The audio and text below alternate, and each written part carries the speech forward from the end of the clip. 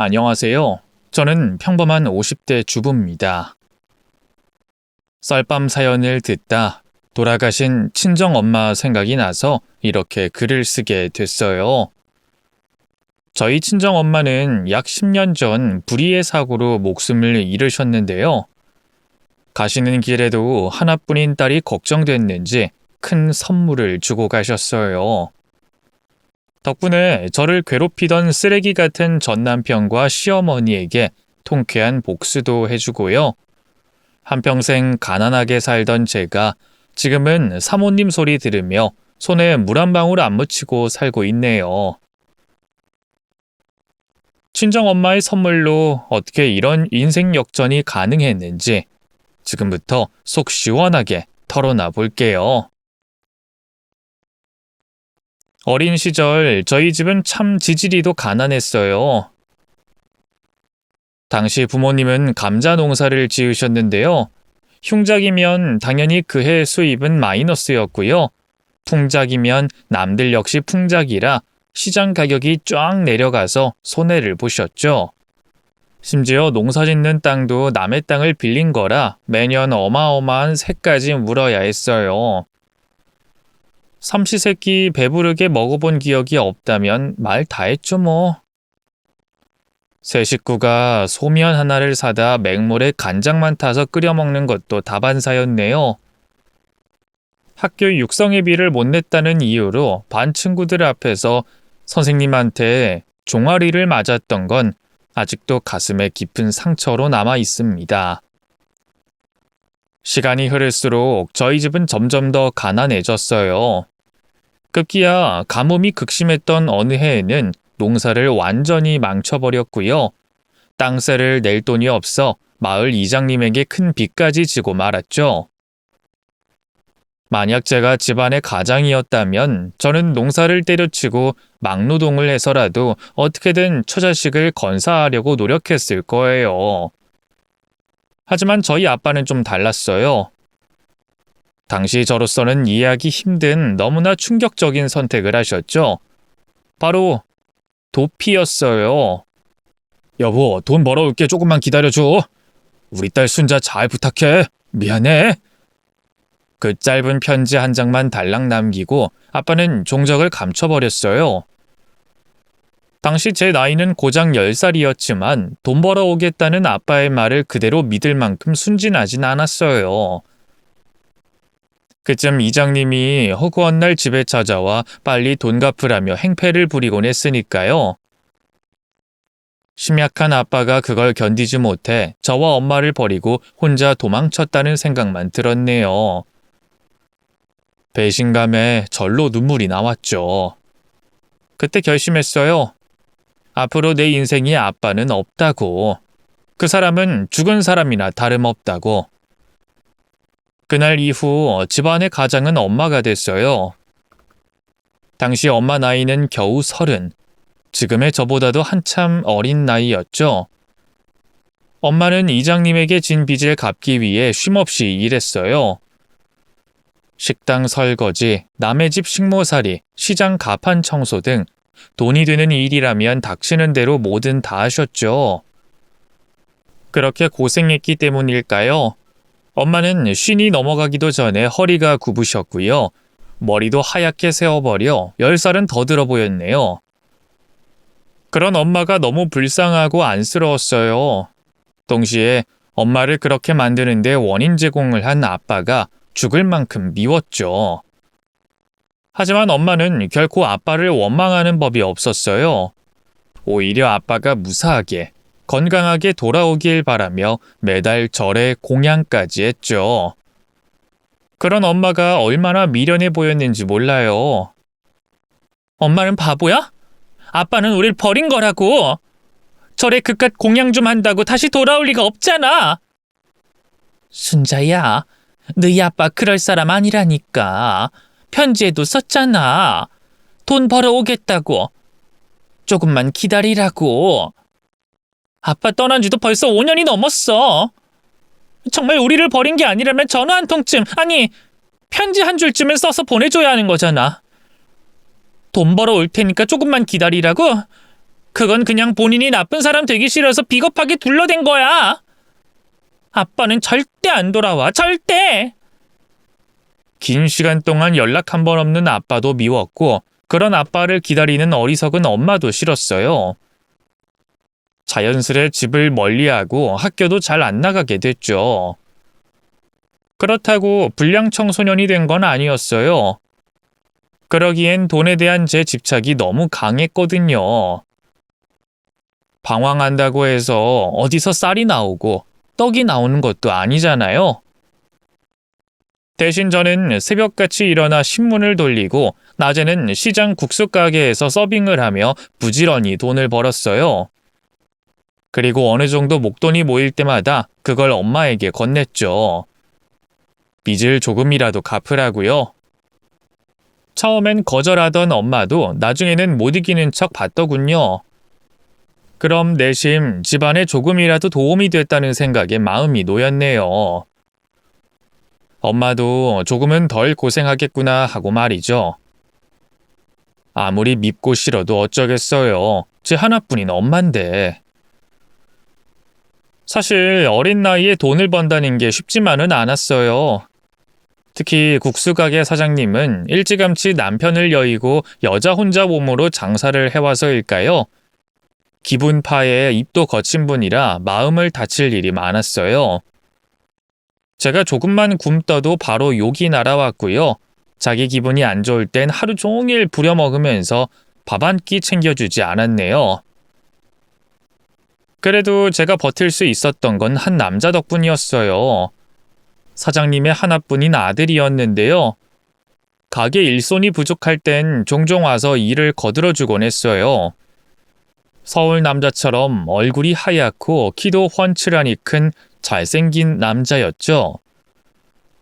저보다 고작 3살 많았을 뿐인데 왜 그리도 어른스러워 보이던지 아마 대학생이라는 신분 때문에 더 그렇게 느꼈던 것 같아요.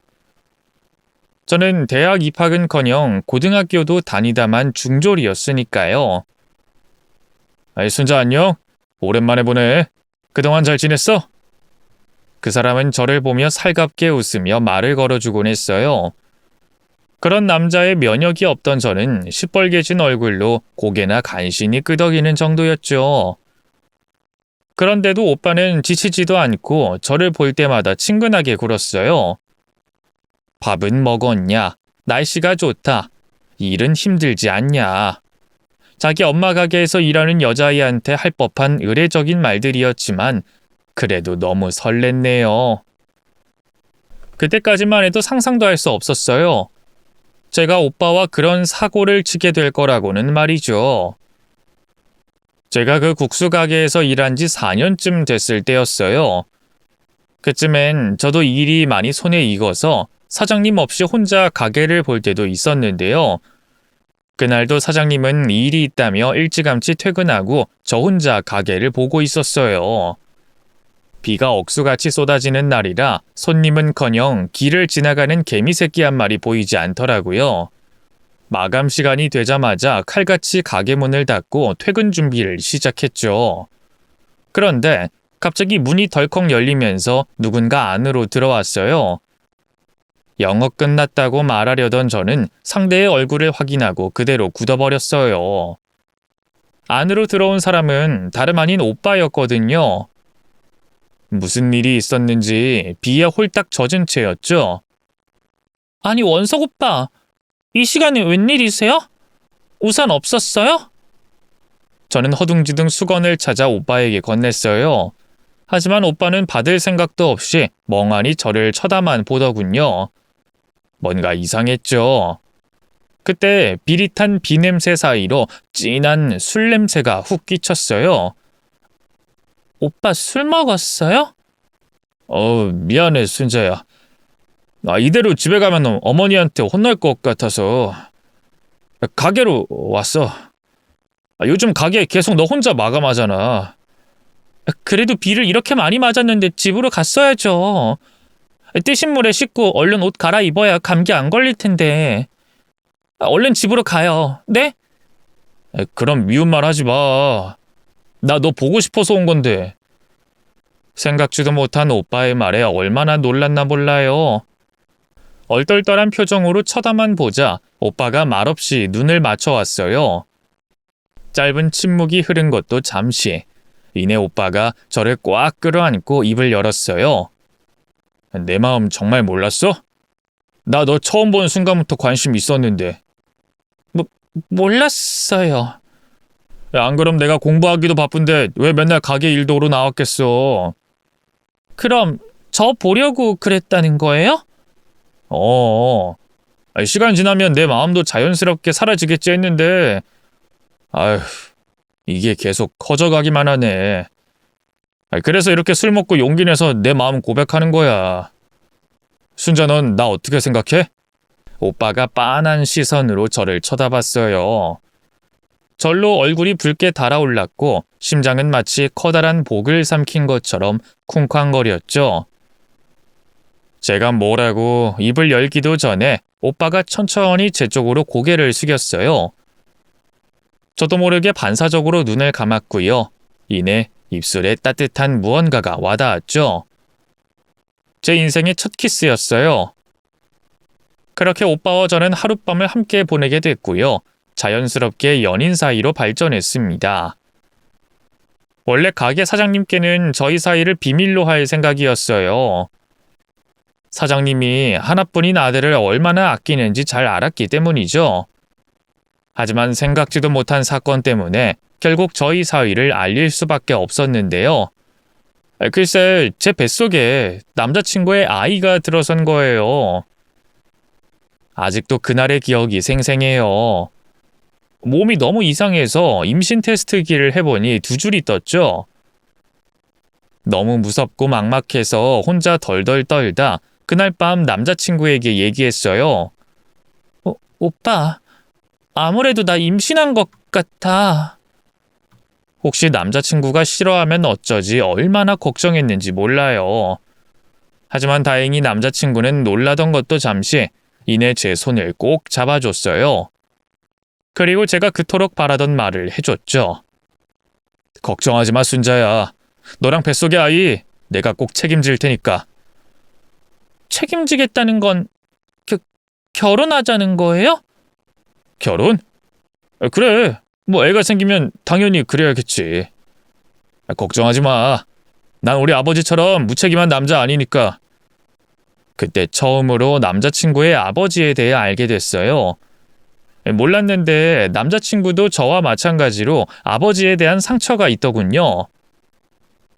사장님한테 듣기로는 남편, 그러니까 남자친구의 아버지가 젊은 시절 사고로 죽었다고 들었는데요. 알고 보니 처녀였던 사장님을 임신시켜 놓고 책임도 안 지고 그대로 도망가 버렸다 하더군요.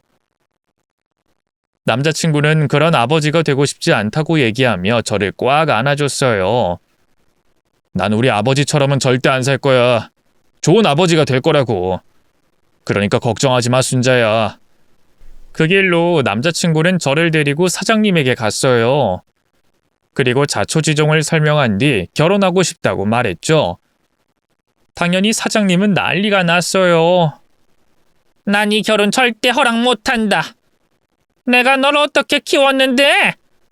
그동안 뼈 빠지게 국수 팔아서 대학까지 보내놨더니만 고작 이런 애랑 눈이 맞아? 순자가 어디가 어때서요? 그걸 몰라서 물어? 애비 없이 자란 데다 집에 있는 거라곤 빚뿐이라서 이런 국수 가게에서 일하는 계집애잖아. 이런 국수 가게라뇨? 이건 엄마 가게잖아요. 그리고 저도 애비 없이 자란 건 마찬가지고요. 아들의 대거리에 사장님의 눈이 뒤집혔어요. 혼자 씩씩대던 사장님은 갑자기 남자친구 뒤에 숨어있던 저를 향해 달려들었죠. 너희 망할년? 감히 주제도 모르고 내 아들을 넘봐? 사장님은 우악스러운 손길로 제 머리끄댕이를 잡았어요. 그리고 온 힘을 다해 탈탈 흔들어대며 온갖 막말을 쏟아냈죠. 감히 우리 아들을 임신으로 발목 잡으려고? 그따위 수작에 내가 놀아날 것 같아? 난 이 결혼 절대 허락 못해, 이 망할려나. 어머니 그만 좀 하세요. 이러다 큰일 나겠어요. 보다 못한 남자친구가 저와 사장님 사이로 끼어들었어요. 어머니! 그만 진정 좀 하시라니까요! 너 같으면 진정하게 생겼니? 이미 순자 뱃속에 제 애가 있다니까요! 어머니 손주가 있다고요! 손주는 무슨 손주? 난 그런 손주 바란 적 없으니까 당장 지워! 저더러 아버지랑 똑같은 짓을 하란 말이에요? 남자친구의 말에 날뛰던 사장님의 움직임이 순간적으로 멈췄어요. 남자친구는 그 기회를 놓치지 않고 더욱더 열렬하게 사장님을 설득하기 시작했죠. 어머니도 아시잖아요. 여자 혼자 몸으로 애를 키우는 게 얼마나 힘든지. 그 애한테 얼마나 큰 상처가 되는지. 저는 아버지랑 똑같은 사람은 되고 싶지 않아요. 제 아이는 제가 책임지고 키울 거라고요. 원석인 너? 제발 이런 제 마음을 헤아려 주세요, 어머니. 오빠의 애원에 사장님은 더는 아무 말도 하지 못했어요. 그대로 바닥에 주저앉아 눈물만 삼킬 뿐이었죠. 자식 이기는 부모 없다고 결국 사장님은 저희 사이를 허락했어요. 그 뒤로는 모든 게 일사천리였죠. 친정엄마도 제 임신 소식에 놀라긴 했지만 뭐 어쩌겠냐며 결혼을 허락하셨고요. 저는 배가 더 불러오기 전에 웨딩드레스를 입을 수 있었네요. 사실 마냥 행복하지만은 않았어요. 시어머니가 결혼을 허락하긴 했지만 여전히 저를 못마땅해 하고 있다는 걸 잘 알고 있었기 때문이죠. 얼마나 혹독한 시집살이를 시킬지 걱정이 되더라고요. 그런 제 예상은 적중했어요. 남편도 저도 모아둔 돈이 없어 시댁에서 함께 살았는데요. 시어머니는 며느리가 된 저를 못 잡아먹어 안달이었어요. 집안일을 전부 떠넘긴 건 물론이고요. 만삭에 부른 배를 안고 끙끙대는 저를 기어이 불 앞에 세워 국수를 삶게 했어요. 사람들 시선 때문에 차마 홀에서 서빙 같은 건 못 시키고 주방에서 아무도 모르게 부려먹은 거였죠. 한여름에 뻘뻘 땀을 흘리며 주방에서 일하고 있자면 밑이 빠질 것처럼 아팠어요. 이대로 아이를 잃는 게 아닐까 두려워질 정도였죠. 그래도 아이는 누굴 닮았는지 참 강하더라고요. 무럭무럭 자라나 그해 가을 어디 아픈 곳 하나 없이 건강하게 태어나줬죠. 저를 꼭 닮은 예쁜 여자애였어요. 태어난 손자가 딸이란 걸 안 시어머니는 보란듯이 저를 더욱더 구박했어요. 아들을 바랬던 남편도 실망하긴 마찬가지였죠. 애를 막 낳고 병원 침대에 누워있는 저를 보자마자 남편이 뭐라고 한 줄 아나요? 어머니도 그렇고 집안 어르신들이 계집애라고 이만저만 실망한 게 아니야. 다음엔 꼭 아들이어야 돼. 알겠지? 고생했다 손 한번 잡아주지 못할 망정 다음엔 아들을 낳으라니. 그 일은 제게 씻을 수 없는 상처를 안겼어요. 대체 뭘 믿고 이런 남자와 결혼한 건지 스스로가 너무 한심했죠. 남편의 실망스러운 점은 그뿐만이 아니었어요. 남편은 대학 졸업 후에도 좀처럼 취업을 하지 못했어요. 학력이나 학점에 비해 너무 유명한 기업들만 노려서일까요? 이력서를 넣는 족족 면접은커녕 서류 전형에서 다 탈락했죠. 보다 못한 시어머니가 가게 일이라도 좀 도우라고 얘기해봐도 화만 내기 바빴어요. 어머니, 그래도 제가 대학까지 나온 고급 인력인데 국수집을 한다는 게 말이 돼요? 사람들이 가방끈이 아깝다면서 비웃을 거예요. 아니, 누가 가게 물려받으라니? 그냥 취업할 때까지만 좀 도우라는 거지. 그래도 가게 매출이 나쁘진 않아. 어지간한 직장인 월급보다는 많이 나온다고. 그래봤자 국수집이죠. 대학까지 나온 놈이 할 일은 못 된다는 말이에요. 걱정 마세요. 저도 다 생각이 있으니까. 무슨 생각? 뭐 연락 온 회사가 있는 거야? 그건 아니고요. 사업을 좀 해볼까 해요. 저희과 동기놈들 중에 취직 안 하고 회사 차린 놈들이 몇 명 있는데요. 하나같이 잘 됐어요. 그놈들도 성공했는데 저라고 못하겠어요? 어느 순간부터 남편은 사업병에 걸려 취업 준비도 그만뒀어요. 대신 허구한 날 동기들과 쏘다니면서 술을 퍼먹었고요. 사업 준비한답시고 시어머니한테서 다달이 돈만 뜯어갔죠. 그런 아들 때문에 속이 타서일까요? 시어머니는 나이가 들수록 점점 국수 가게 일을 힘에 붙여 했어요. 자연스럽게 가게 일은 제 몫이 됐죠. 그쯤 딸애도 어느 정도 커서 유치원을 다니고 있었으니까요. 언젠가부터 시어머니는 아예 가게에 나오지도 않았어요.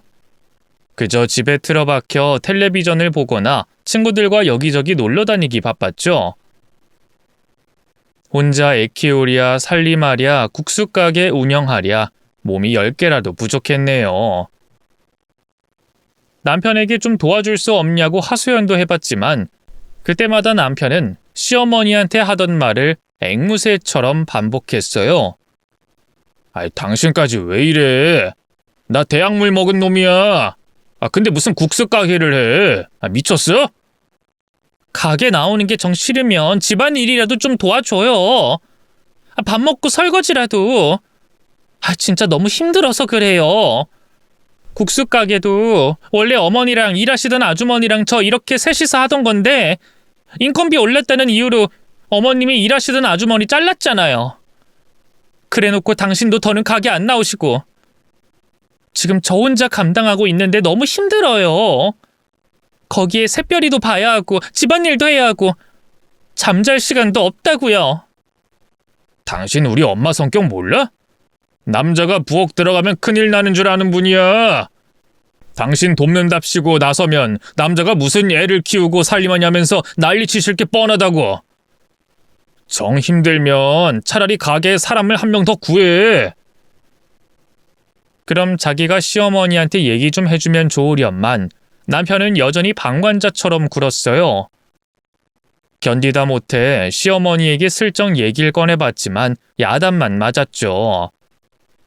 아니, 가게 매출이 예전 같지 않은데 무슨 사람을 구해? 손님이 팍 줄었으니 일도 별로 없겠구만. 너 혼자 가게 보는 게 그렇게 억울하니? 늙은 시애미가 몸이 아파서 좀 쉬겠다는데 그게 그렇게 안 입고 와?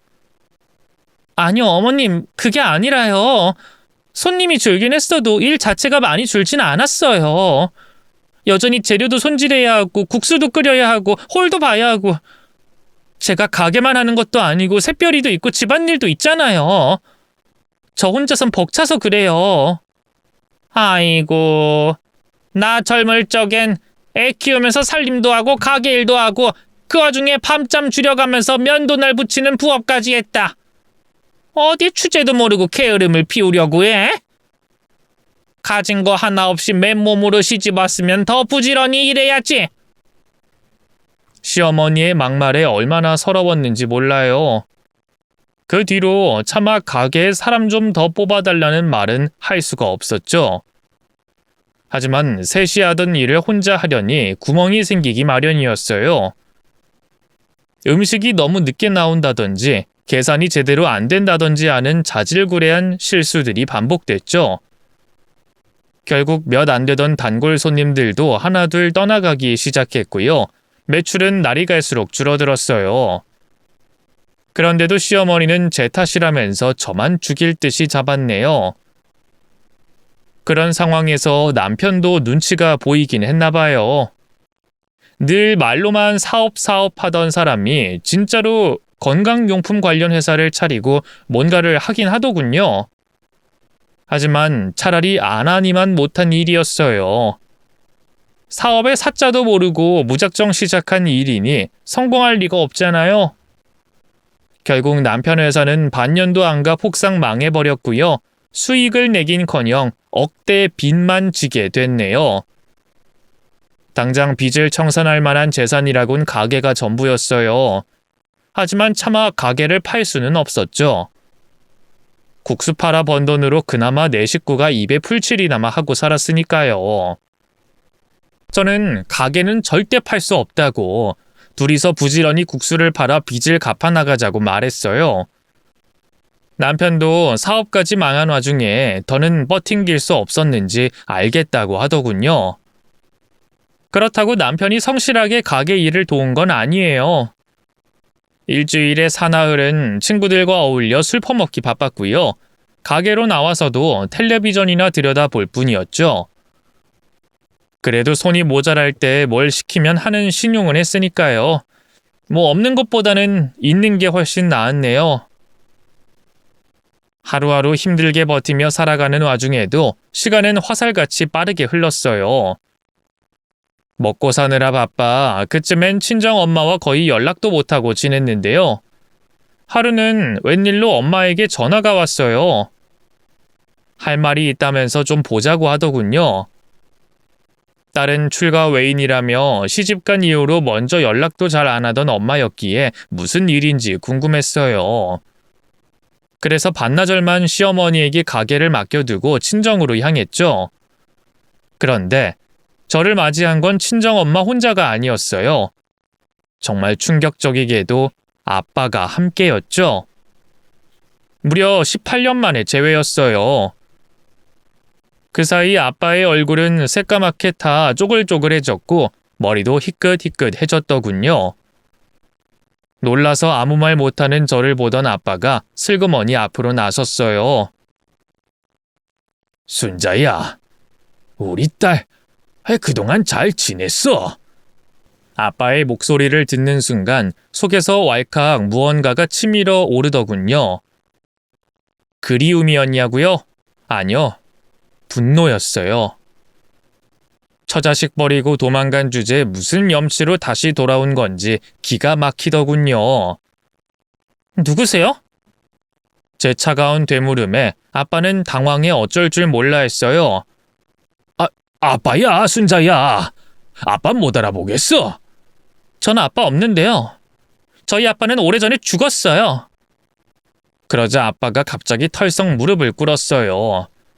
순자야, 아빠가 잘못했다. 그때 그렇게 편지 한 장 남기고 떠나버려서 미안해. 하지만 너랑 엄마를 버리고 도망쳤다거나 그런 게 아니야. 아빠 그동안 사우디아라비아랑 이집트에서 열심히 일했어. 건물 짓는 막노동도 하고 기계 정비도 하고 어떻게든 돈 많이 벌어서 너랑 엄마 앞에 짠하고 나타나려고 죽어라 일했다. 중간에 사기당해서 모은 돈을 다 잃는 바람에 이렇게 늦게 나타나게 됐지만 그래도 이젠 그만해. 아빠 지난 사정 같은 거 듣고 싶지 않으니까. 아빠가 그렇게 도망가고 나서 엄마랑 내가 얼마나 힘들었는 줄 알아? 동네 사람들은 염치 없이 돈 빌려놓고 잠적했다면서 손가락질하고 이장님은 툭하면 와서 돈 내놓으라고 겁박하고 정말 사는 게 아니었다고. 내가 엄마랑 둘이 그 빚 갚으려고 얼마나 힘들었는데 학교도 그만두고 국수집에서 죽어라 일했어. 순자야, 그래 그 엄마한테 다 들었다. 그동안 고생 많았어. 아빠가 정말 미안하다. 그따위 알량한 사과로 넘어갈 수 있는 수준이 아니야. 내 인생이 왜 이렇게 꼬였는데. 난 아직도 그 국수집에서 땡전 한 푼 못 받고 노예 취급받으면서 일하고 있어. 아빠만 아니었으면 내가 그따위 집구석에 시집가게 될 일도 없었을 거라고.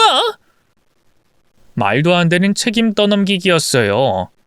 아빠가 저와 엄마를 무책임하게 버리고 떠난 건 사실이지만 제 결혼은 아빠와 아무 상관도 없었으니까요. 하지만 현실이 너무 힘들어서일까요? 누구라도 원망하지 않고는 못 베길 것 같았어요. 아빠 때문에 내 인생은 완전히 망가졌어. 책임져. 그래 순자야, 다 아빠 탓이다. 아유 가여운 우리 딸. 이제라도 아빠가 다 책임져 줄 테니까 제발 한 번만 용서해 주렴. 응? 아빠 지금 사업 성공해서 빚도 다 갚았고 돈도 많이 벌어놨어. 그동안은 면모가 없어서 차마 너랑 엄마 앞에 나타날 수 없었지만 이제라도 제발 좋은 아빠, 좋은 남편이 될 수 있는 기회를 주렴. 부탁한다. 됐어. 이제 와서 그게 다 무슨 소용이야. 엄마, 당장 아빠 쫓아내자. 나가라고 하라고. 저는 엄마를 향해 울면서 소리쳤어요. 하지만 묵묵히 저희 부녀의 얘기를 듣고 있던 엄마가 고개를 가로저었어요. 순자야, 엄마는 아빠가 이렇게 무사히 돌아와 준 것만으로도 기뻐. 엄마는 아빠 없으면 안 돼. 우리 그만 아빠 용서해 주자, 응? 믿었던 엄마마저 그렇게 말하자 알 수 없는 배신감이 끌어올랐어요. 그래, 엄마도 나보단 아빠라는 거지? 그동안 엄마 옆에서 같이 고생했던 건 난데 엄마는 결국 10수년 동안 곁에 없던 아빠를 선택한 거야. 어디 둘이 잘 먹고 잘 살아봐. 다신 나 볼 생각하지 말라고. 순자야! 아이 순자야! 전 붙잡는 엄마와 아빠를 뿌리치고 그대로 친정을 박차고 나왔어요. 그리고 골목길에 숨어 엉엉 울음을 터뜨렸죠. 18년 만에 염치 없이 돌아온 아빠와 그런 아빠를 받아준 엄마, 그리고 구박만 하는 시어머니와 그걸 모르쇠로 일관하는 무심한 남편. 모두가 다 원망스러웠어요. 마치 세상에 혼자 버려진 기분이었죠. 그 뒤로 저는 친정에서 오는 연락을 일절 다 무시했어요. 그리고 일에만 더욱 매달렸죠. 그때만 해도 까맣게 몰랐어요. 시간은 유한하고 부모님은 영원히 제 곁에 계시지 않는다는 걸 말이죠. 어느 추운 겨울이었어요. 아침부터 눈이 너무 많이 와서 손님도 없고 그냥 장사를 접을까 고민하고 있을 때였어요. 갑자기 모르는 번호로 전화가 한 통 오더군요. 받아보니 아빠였어요. 그냥 끊어버리려는데 아빠가 다급하게 입을 열었죠. 순자야! 전화 끊으면 안 된다! 너희 엄마가! 아빠는 제 뒷말을 잊지 못하고 흐느껴 울기 시작했어요. 그 순간 정체 모를 불안감이 제 전신을 휘감았죠. 아빠, 그게 무슨 말이야? 엄마가 왜? 엄마한테 무슨 일 있어? 순자야, 너희 엄마가 자궁에 혹이 생겨서 입원했는데 치료받다가 그만. 빨리 병원으로 오거라. 빨리. 아빠의 설명에 눈앞이 캄캄해졌어요. 가게 문을 닫을 생각도 못하고 그대로 밖으로 달려나와 택시를 잡았죠. 병원으로 가는 내내 엄마가 제발 무사하기만을 빌었는데 하늘도 참 무심하시죠. 제가 도착했을 때 엄마는 이미 숨을 거둔 뒤였어요. 저는 엄마의 임종마저 지키지 못한 거였죠. 충격적인 일은 거기서 끝이 아니었습니다.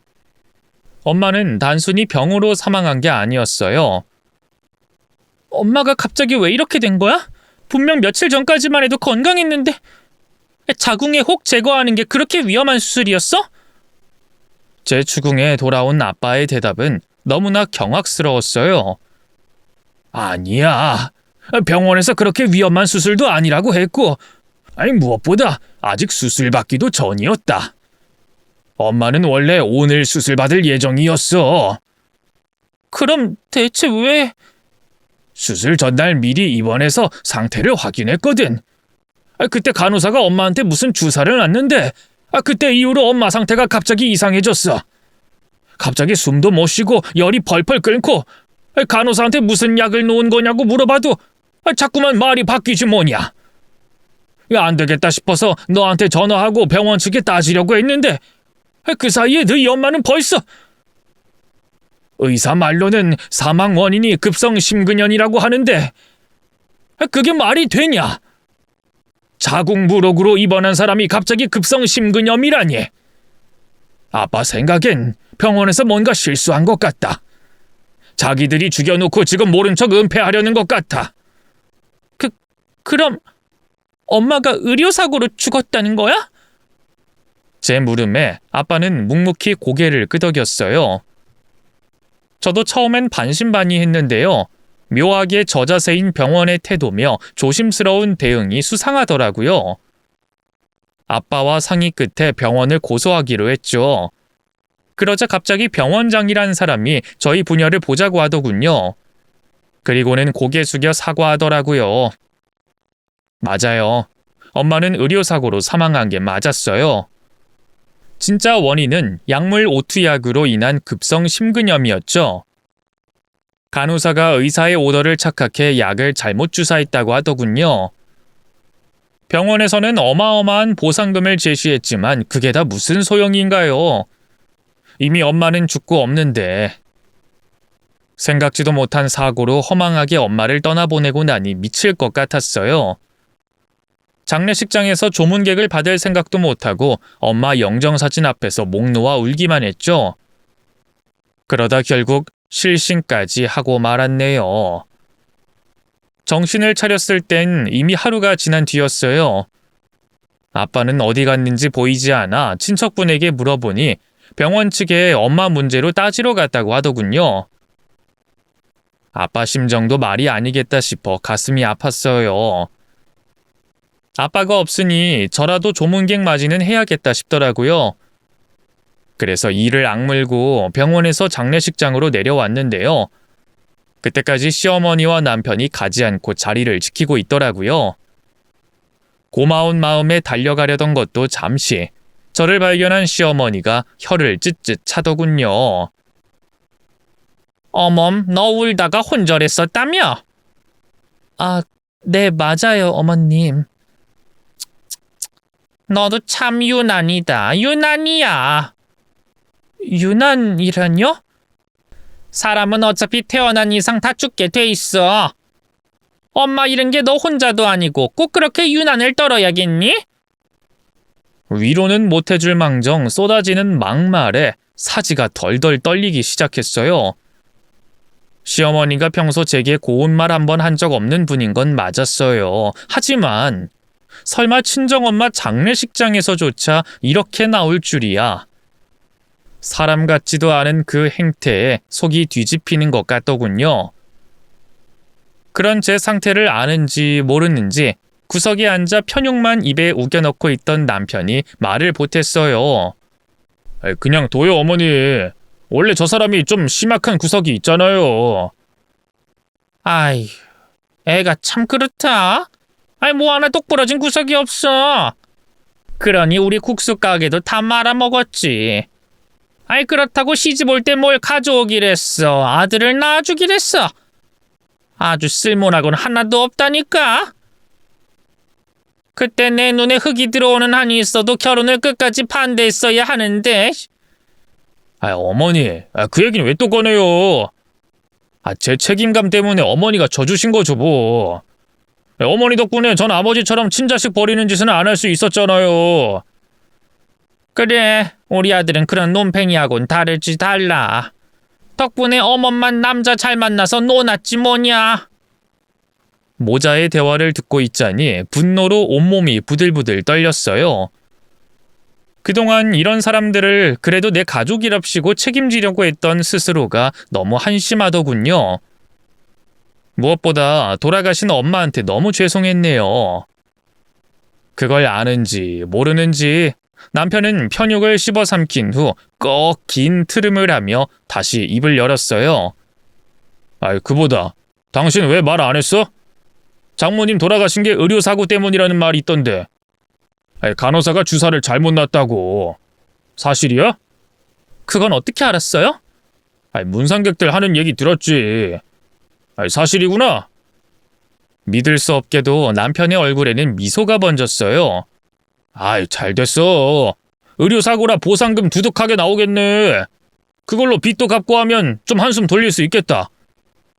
당신 병원이 협상하자고 하면 일단 무조건 크게 불러. 알았어? 병원에선 어떻게든 깎으려고 할 테니까. 아니다.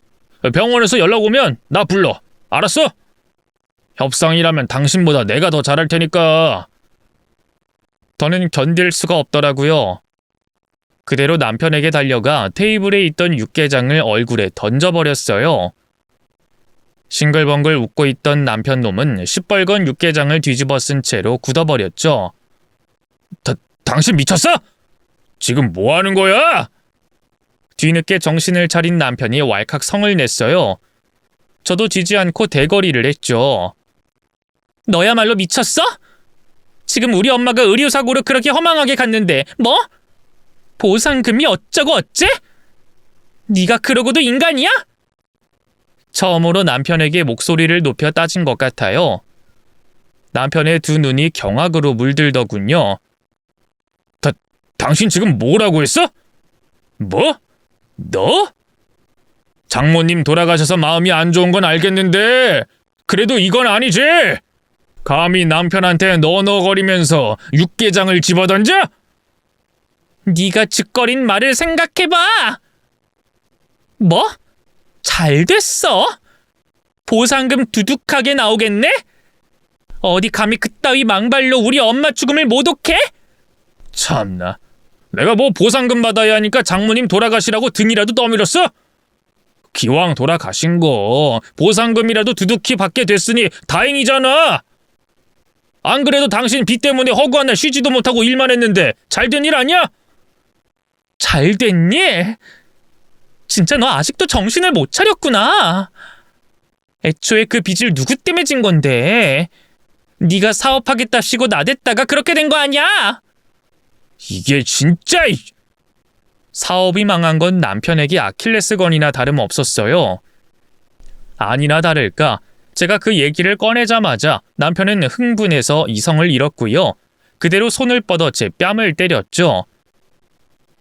맞았다는 충격도 잠시, 10배로 갚아주자는 생각에 이를 악물고 남편에게 달려들었네요. 남편의 머리끄댕이를 잡고 쥐어뜯고요. 뺨도 석 대는 더 갈겨줬죠. 그러자 지켜보던 시어머니가 기겁하면서 달려들었어요. 아니 얘가 미쳤나? 어디 하늘 같은 남편한테 당장 손 안 떼? 아이고 이러다 우리 아들 죽겠네 죽겠어. 남편은 남편대로 몸부림치고 시어머니까지 가세에 저를 뜯어말리자 더는 버틸 수가 없더라고요. 결국 저는 힘없이 밀려나 바닥에 주저앉았고요. 남편은 그런 저를 씩씩대면서 노려봤어요. 당신 이혼당하고 싶어서 환장했어? 이제 장모님도 돌아가셨겠다. 당신한테 가족이라고 할 사람은 나랑 샛별이뿐이야. 근데 어디 주제도 모르고... 안 되겠어. 당분간 집에 들어올 생각하지 마. 알겠어? 제가 뭐라고 대꾸할 새도 없이 남편은 분연히 자리를 떨치고 나가버렸어요. 시어머니도 저를 노려보다가 그대로 남편의 뒤를 따라 나갔죠. 너무 억울하고 서러운 마음에 또다시 꺼이꺼이 울기 시작했네요. 그렇게 얼마나 시간이 흘렀을까요? 뒤늦게 나타난 아빠가 저를 보더니 허둥지둥 달려오더군요. 아이 순자야, 좀 더 누워있지 왜 내려왔어? 여기는 아빠가 지킬 테니까 넌 병실 가서 좀 더 쉬고 있어. 아빠? 아빠에 대한 원망 같은 건 이미 엄마의 장례를 함께 치르면서 싹 녹아버린 지 오래였어요. 저는 아빠를 끌어안고 더 크게 울기 시작했죠. 그러자 근처에 있던 친척 한 분이 조금 전 있었던 일을 설명했어요. 아빠가 병원에 항의하러 간 사이에 시어머니와 남편이 오는 바람에 길이 엇갈렸던가 봐요. 아빠는 제 남편과 사부인이 다녀갔다는 소식에 놀랐던 것도 잠시, 이내 그 인간들이 제게 하고 간 짓에 분노했죠. 미안하다 순자야. 이 아빠 없는 동안 네가 그런 집안에 시집가서 고생하는 것도 모르고. 이제 걱정 마라. 아빠가 다 복수해 줄 테니까. 일단 너 당장 그 인간이랑 이혼해. 설마 아직도 미련이 있는 건 아니지? 아니야. 나 이제 그 인간한테 미련 같은 거 없어. 난 우리 샛별이만 데려올 수 있다면 당장 이혼하고 싶어. 그래, 잘 생각했다. 아빠는 어린 시절처럼 저를 끌어안고 어깨를 토닥여줬어요. 무엇 하나 해결된 게 없는데 이상하게 안심이 되더군요. 그 뒤로 한동안 저희 부녀는 엄마의 의료사고 문제를 처리하느라 바빴어요. 다행히 병원 측에서 깨끗하게 잘못을 인정하고 사과했고 약물을 잘못 투약했던 간호사도 실형을 선고받았죠. 엄마의 죽음에 비해선 지나치게 낮은 형량이었지만 그래도 조금이나마 엄마의 한을 풀어줄 수 있게 된 것 같아 마음이 놓였어요. 한편으로는 결의를 새롭게 다졌네요. 이제 짐승만도 못한 남편과 시어머니에게 복수를 할 시간이 됐으니까요. 몰랐는데 아빠는 제가 생각한 것보다 더 크게 성공했더라고요. 사업으로 매년 벌어들이는 수익이 어마어마했고요. 건물도 여러 채 갖고 계셨죠. 아빠와 어떻게 복수를 할지 계획을 세운 뒤 오랜만에 다시 시댁으로 돌아갔어요. 그때까지 저는 딸과 함께 쭉 친정에서 지내고 있었거든요.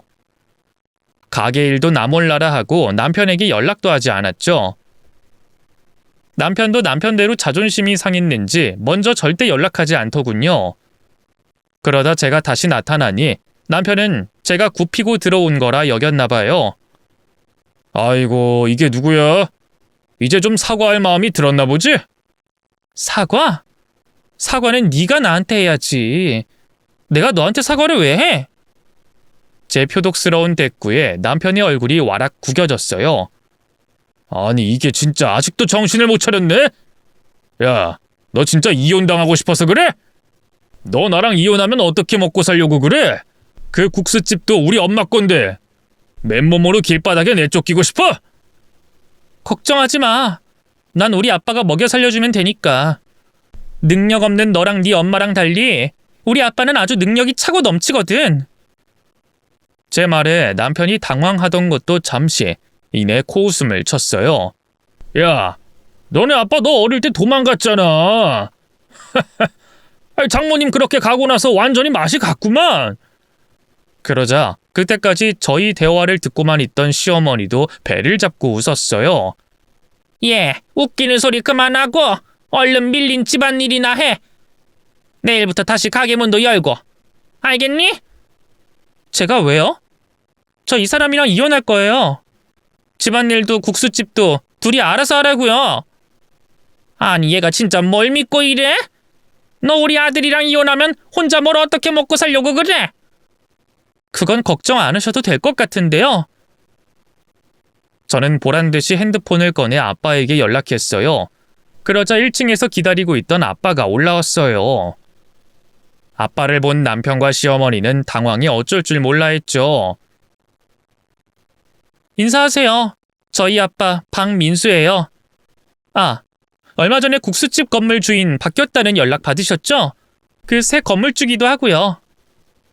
맞아요. 아빠는 웃돈까지 주고 시어머니가 장사하고 있던 건물을 통째로 사버렸어요. 시어머니 가게를 없애버릴 작정으로 말이죠. 안 그래도 건물 관리인한테 연락을 받았던 건지 남편과 시어머니의 얼굴이 하얗게 질렸어요. 아니, 그게 무슨... 그러니까 이분이 바깥사돈이라고?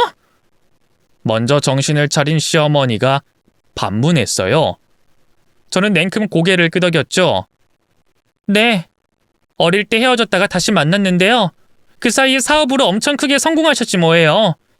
건물도 여러 채 갖고 계신데 그중 하나가 바로 어머님 가게가 새들고 있는 그 빌딩이에요. 며칠 전에 웃돈까지 주고 구입하셨어요. 그게 무슨 말도 안 되는... 시어머니는 도저히 믿을 수가 없는지 건물 관리인에게 전화까지 걸었어요. 건물 관리인이 바뀐 건물주 이름을 확인해주자 그 자리에 털썩 주저앉더군요. 세상에, 난 그것도 모르고... 이제 이혼 후 제가 어떻게 먹고 살지 걱정 안 해도 된다는 거 알겠죠? 그럴 시간에 어머님이랑 저 인간이랑 둘이 어떻게 먹고 살지나 걱정하세요. 아시잖아요. 어머님 그 잘난 아들 대학까지 나와놓고 그동안 자기 손으로 10원 하나 벌어본 적 없는 거. 다 큰 아들 먹여 살리려면 고생 좀 하시겠네요. 제 비웃음에 시어머니가 이를 악물었어요. 그러자 잠자코 있던 남편이 갑자기 억지 웃음을 지으며 앞으로 나서더군요.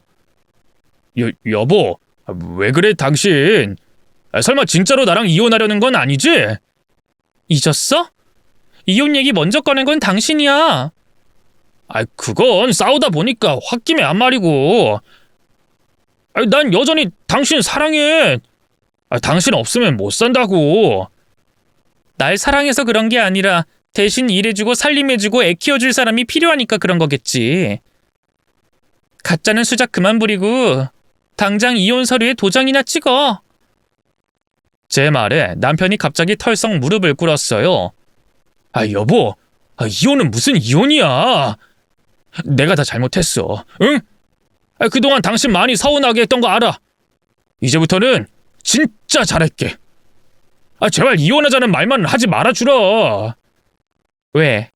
이제 내가 부자 아빠가 생기니까 아쉬워졌니? 그런 거 아니야. 당신 일을 생각하니까 무서워져서 그렇지. 난 당신 없으면 안 돼. 제발 용서해줘. 응? 나 새별이 아빠잖아. 이대로 새별이 아빠 없는 애로 키울 셈이야?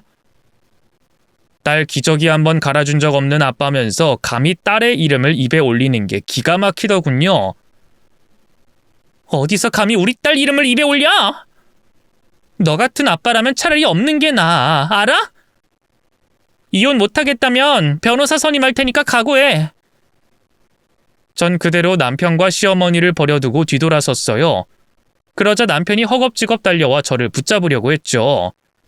하지만 그보다 아빠의 움직임이 더 빨랐어요. 아빠는 남편을 그대로 바닥으로 밀쳐버렸죠.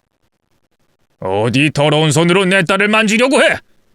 우리 딸한테 한 짓을 생각하면 곤죽이 되도록 때리고 싶은데 참는 거야. 어차피 돈으로 복수하는 게 너희 같은 년놈들한테는 더 잘 먹히기도 하고. 두고 봐. 이제 시작이니까. 아빠의 무시무시한 협박에 남편과 시어머니는 아무 말도 못하고 그대로 굳어버렸어요. 그런 모자를 뒤로 하고 아빠와 같이 시댁을 나오는데 어찌나 속이 시원하던지요. 그 뒤로 저는 바로 변호사를 선임했어요. 남편은 끝까지 이혼 못해주겠다면서 버텨서 결국 소송을 걸 수밖에 없었거든요. 애초에 제게 유리한 게임이었어요. 남편은 가장으로서의 의무를 다하지 못했을 뿐 아니라 가정에도 소홀했으니까요. 법원은 당연히 제 편을 들어줬고요. 딸의 양육권과 친권 역시 제가 가져오게 됐죠. 아빠는 아빠대로 계약 기간이 만료되자마자 바로 시어머니 가게를 빼버렸어요. 나가지 않겠다고 버티는 걸 인부까지 동원해서 억지로 끌어냈죠. 시어머니는 마지막까지 악을 쓰면서 난리를 쳤어요. 계약 기간 끝났다고 이렇게 쫓아내는 법이 어딨어? 난 못 나가. 절대 못 나간다고! 내가 이 자리에서만 30년 넘게 장사한 사람이야. 나한테도 권리가 있다고! 누가 보면 저희 아빠가 못된 건물주라서 나쁜 마음 먹고 쫓아내는 줄 알았을 거예요. 참 기가 막히죠. 자꾸 이런 식으로 나오면 경찰을 불러 법대로 할 수밖에 없다는 아빠의 말에 그제야 꽁지가 빠져라 도망간 주제의 말이에요. 그 뒤로 시어머니는 근처 다른 건물로 가게를 이전했어요. 월세가 저렴한 대신 목이 나쁜 구석진 골목이었죠. 아마 가게 위치는 크게 상관없다. 내 손맛만 있으면 된다 하는 자신감으로 그런 어리석은 선택을 했을 거예요. 본인이 가게 일에 손을 놓은 지 오래됐다는 건 까맣게 잊고 말이죠. 당연히 음식 맛이 예전 같을 수 없었고요. 몇 안 되던 단골 손님들도 발길을 뚝 끊어버렸네요. 아빠는 거기서 멈추지 않고 바로 코앞에 비슷한 국수 가게를 냈어요. 솜씨 좋은 주방장을 구해 맛은 맛대로 끌어올렸고요. 가격은 시어머니 가게 국수보다 훨씬 저렴하게 팔았죠. 결국 가게 이전 후 반년도 안 돼 시어머니 가게는 폭삭 망해버렸네요. 그 뒤로 남편과 시어머니의 인생은 내리막길을 걸었어요. 전 남편은 어마어마한 빚을 갚겠답시고 주식에 손을 댔다가 패가 망신해버렸고요. 결국 사채에까지 손을 댔죠. 사채업자들에게 쫓기다 지금은 노숙자로 전락해 떠돌이 인생을 살고 있다더군요. 시어머니는 시어머니대로 아들이 남긴 어마어마한 빚을 갚느라 지금도 쉼없이 남의 집 식모살이를 하고 있어요. 안타깝다는 마음도 들지 않는다면 제가 너무 못된 걸까요? 반면 저는 누구보다 행복하게 잘 살고 있어요. 친정아빠의 도움으로 딸아이도 남부럽지 않게 잘 키웠고요.